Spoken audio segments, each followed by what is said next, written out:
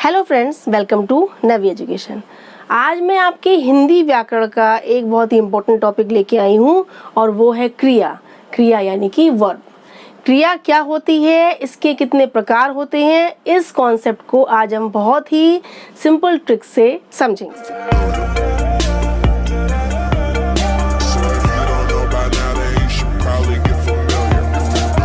चलिए क्रिया के कॉन्सेप्ट को समझते हैं। क्रिया को हम इंग्लिश में कहते हैं वर्ब। क्रिया को हम क्या कहते हैं इंग्लिश ग्रामर में? वर्ब कहते हैं। और किसी काम का करना या होना क्रिया कहलाता है। कोई भी काम आप करते हो या कोई भी काम होता है, उस काम का करना या होना ही क्रिया कहलाता है, वर्ब कहलाता है।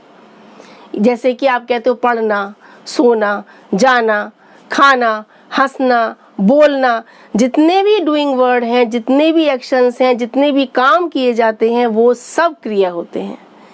अब ये क्रिया आपकी एक शब्द में भी हो सकती है या दो या दो से अधिक शब्दों में हो सकती है। जैसे आप कहते हो कि उसने गाया, तो गाया एक शब्द होगी क्रिया। उसने कहा गाना गा रहा है या गाना गा रही है, तो गा रही है वो 3 शब्दों में हो गई। इस तरीके से क्रिया आपकी एक शब्द में भी यूज होती है और कभी कभी 2 या 2 से ज्यादा शब्दों को मिलाकर भी क्रिया बन जाती है। अब क्रिया कैसे बनती है? क्रिया का मूल अंश कहलाता है धातु। धातु क्या होती है? धातु से ही क्रिया बनती है। जो आपकी क्रिया होती है, जैसे आपने कहा पढ़ना या पढ़ता है या पढ़ रही है या पढ़ना चाहता है, कोई भी आप शब्द बोलते हैं तो उन सब शब्दों में, उन सब क्रियाओं में कौन सा अंश आपका कॉमन है, सामान्य है? पढ़। कौन सा शब्द आपका सामान्य है? पढ़। यानी कि पढ़ को हम कहते हैं पठ, है ना? पढ़ को हम पठ भी कहते हैं, यानी कि पढ़ धातु। संस्कृत में हम कहते हैं पठ धातु, हिंदी में बोल देते हैं पढ़ धातु, है ना? तो जो आपका क्रिया में जो मूल अंश होता है, जिससे क्रिया बनी है, वो कहलाती है धातु। जैसे आपका है लिखता है में लिख, हंसता है में हंस, जाता है में जा, देता है में दा। इस तरीके से क्रियाएं जो भी आप सेंटेंस में यूज करते हैं, उसमें जो उस क्रिया का मूल अंश है जिससे क्रियाएं बन रही हैं, जाता है, जाएगा, जाऊंगा, जा रहा है, सब में जा अंश मेन है, यानी कि जा आपका धातु है जिससे वो क्रियाएं बनी हैं। इसी को हम धातु कहते हैं। जैसे आपका जा, लिख, हंस, ठीक है? ऐसे आपकी सब क्रियाओं की धातुएं अलग अलग होती हैं और उन धातुओं से ही, उन मूल अंशों से ही क्रिया का निर्माण होता है। ये आपको समझ में आ गया होगा। अब हम देखते हैं क्रिया के भेद। क्रिया के भेद आपके 2 प्रकार से होते हैं। क्रिया के टाइप्स यानी क्रिया के भेद आपके 2 प्रकार से होते हैं। पहला होता है कर्म के आधार पर, दूसरा होता है संरचना के आधार पर।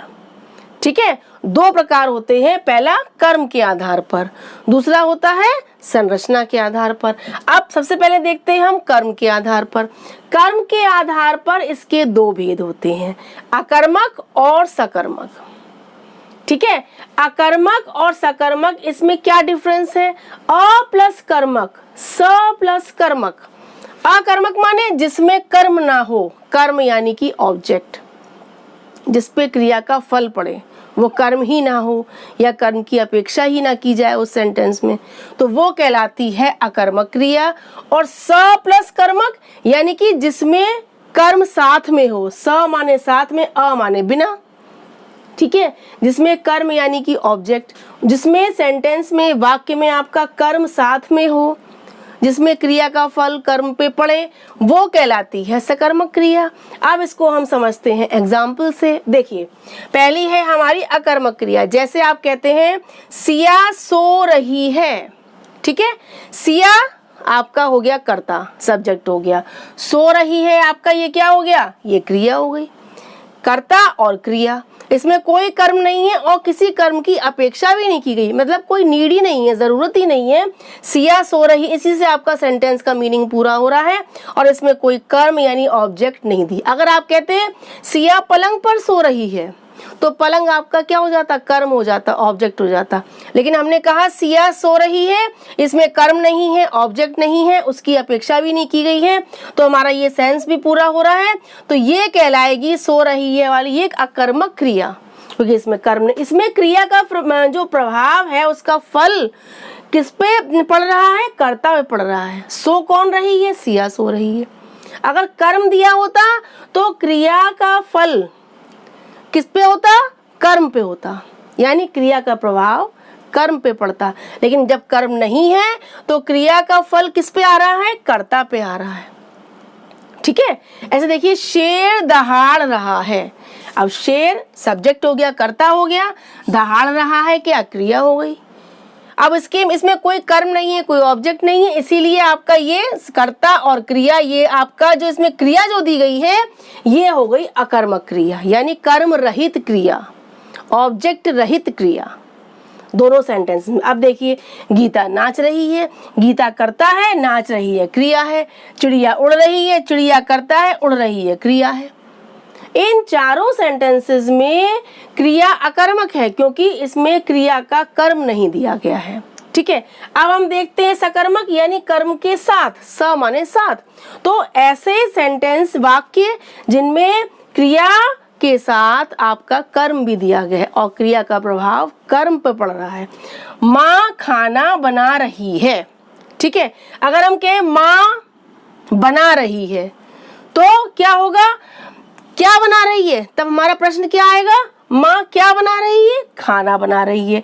यानी कि क्रिया का प्रभाव किस पे आ रहा है, कर्म पे आ रहा है, खाना बना रही है। क्या कर्म है, क्या ऑब्जेक्ट है, खाना। माँ खाना बना रही है क्रिया, माँ कर्ता हो गया और खाना आपका हो गया कर्म। ये हो गई आपकी सकर्मक क्रिया, यानी कर्म के साथ क्रिया का यूज किया गया है। ऐसे देखिए किसान फसल काट रहा है, किसान कर्ता हो गया, काट रहा है क्रिया हो गया।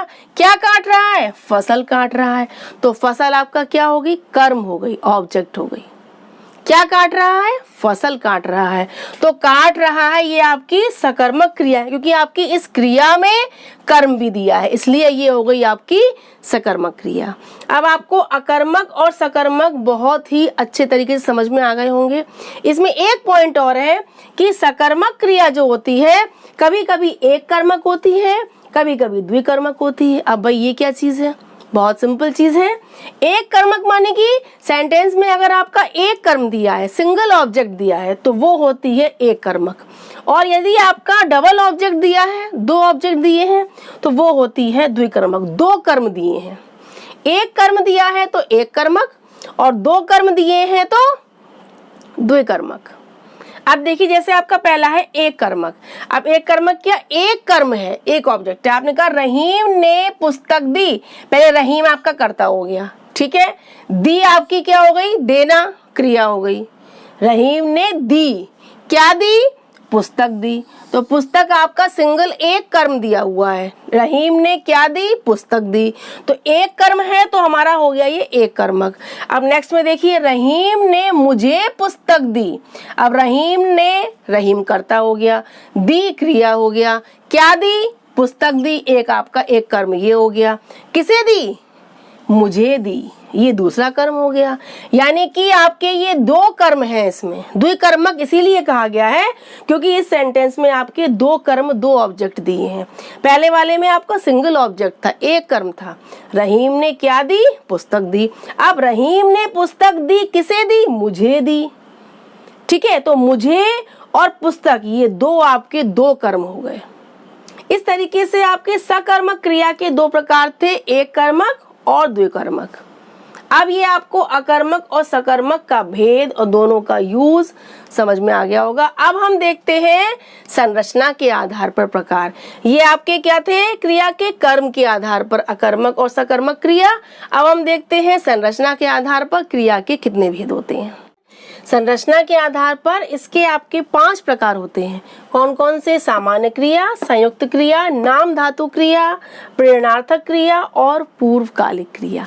सामान्य क्रिया क्या होती है, जैसे किसी वाक्य में, किसी सेंटेंस में जब आपकी एक ही पद वाली क्रिया होती, एक ही पद यानी कि एक ही शब्द, क्रिया में केवल सिंगल एक शब्द यूज किया गया है, एक ही पद है, तो उस क्रिया को हम कहते हैं सामान्य क्रिया। जैसे आपने कहा गीता ने गाना गाया। अब गाया आपकी क्रिया है, एक शब्द है, गा रही है, गा चुकी है, गा सकती है, कुछ नहीं, हमने बोला गाया, यानी ये एक पद है, एक शब्द वाली क्रिया है, तो ये कहलाएगी आपकी सामान्य क्रिया। ठीक है। माँ ने खाना पकाया। जैसे आप कह सकते हैं कि माली ने फूल तोड़ा, वर्षा ने गीत गाया, बच्चों ने शोर मचाया। यानी कि गाया, खाया, सोया, पिया, या जाएंगे, खाएंगे, पिएंगे, या गए। ठीक है। इस तरीके से जब आपकी कोई भी क्रिया है, कोई भी आपका वर्ब है, वो सिंगल पद वाला है, सिंगल शब्द वाला है, एक ही शब्द वाला है, तो वो कहलाता है आपका सामान्य क्रिया। सेकंड आपकी है संयुक्त क्रिया। संयुक्त क्रिया में क्या होता है? संयुक्त क्रिया में जब आपकी दो या दो से अधिक धातुओं से मिलकर एक क्रियापद बनता है, उसे हम कहते हैं संयुक्त क्रिया। जैसे आपने कहा एक चित्र बना दीजिए, या आप कहते हैं आप खाना खा लीजिए। ठीक है। अब ये देखिए, बना दीजिए, ये दो से मिलकर एक क्रिया बनी है, दो धातुएं, बनाना, बना, और दा, दीजिए, देना, है ना। ऐसे ही खा लीजिए, अब ये खा और लीजिए में खाना और लेना दो धातुओं से मिलकर बना है खा लीजिए। इस तरीके से जब आपकी कोई क्रिया दो या दो से अधिक धातुओं से मिलकर एक क्रियापद बनाती है। सो जाइए, अब सो जाइए में क्या होगा? सोना और जाना। सो जाइए आप किसी से कहते हो, या सो जाओ कहा जाता है, तो सोना और जाना दो क्रियाएं हो गई, दो धातु हो गई, इन दोनों से मिलकर आपकी एक क्रिया बनी। इस तरीके से आपकी जब दो धातुओं से मिलकर एक क्रिया बनती है, वो कहलाती है संयुक्त क्रिया। और जब आपकी सिंगल एक धातु से एक ही क्रियापद दिया जाता है, तो वो होती है सामान्य क्रिया। ठीक है। नेक्स्ट आपकी है नाम धातु क्रिया। नाम धातु क्रिया होती है, कौन सी होती है? वे क्रियाएं जो आपकी संज्ञा, सर्वनाम या विशेषण इनसे बनती हैं। जो क्रियाएं आपकी संज्ञा, सर्वनाम या विशेषण इनके द्वारा बनती हैं, उन्हें हम कहते हैं नाम धातु क्रिया।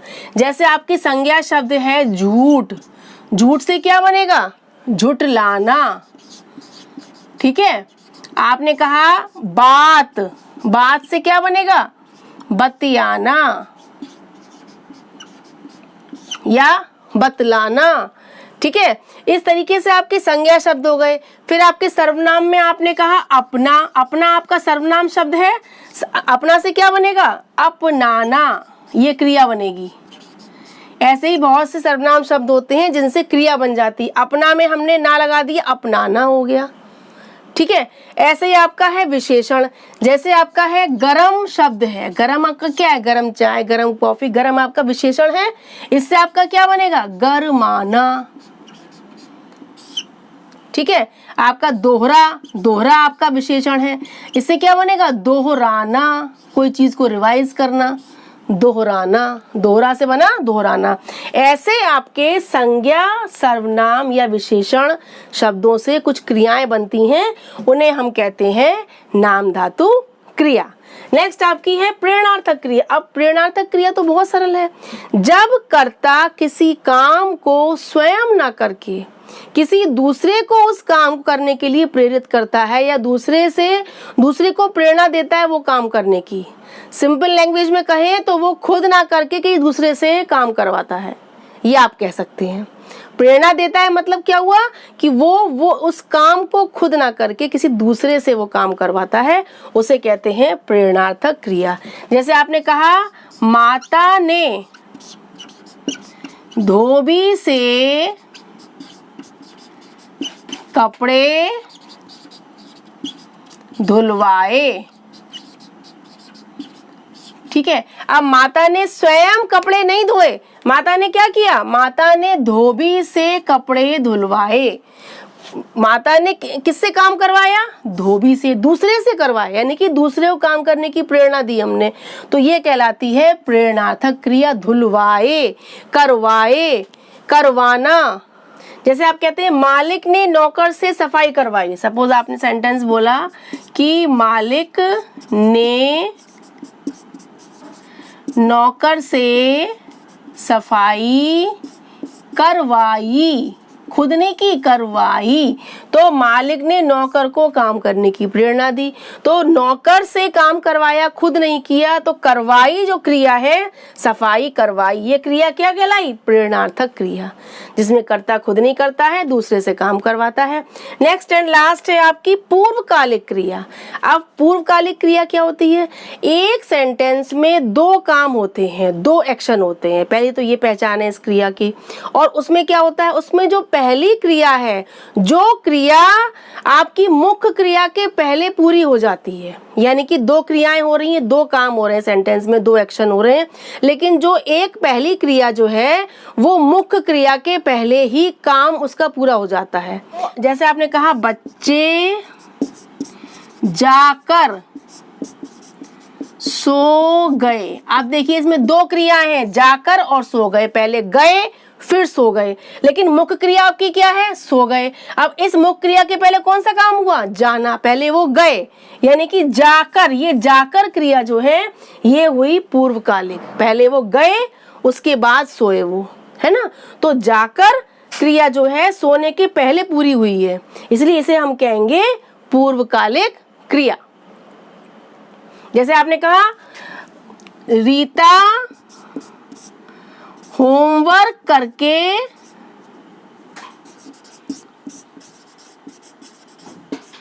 खेलने गई।